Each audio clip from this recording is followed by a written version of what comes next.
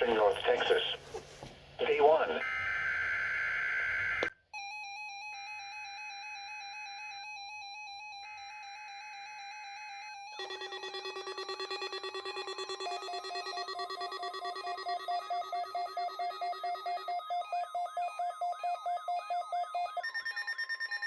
You have just heard a test of the National Weather Service radio warning alarm feature.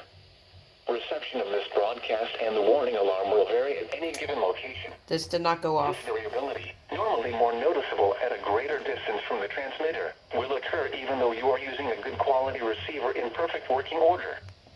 During severe weather, the warning alarm will be activated for severe thunderstorm and tornado watches, and for severe thunderstorm, tornado, and flash flood warnings. The warning alarm will also be used for civil emergency messages. A test of the warning alarm feature of National Weather Service Radio is conducted at 12 noon and 7 p.m. each Wednesday, unless there is a significant risk of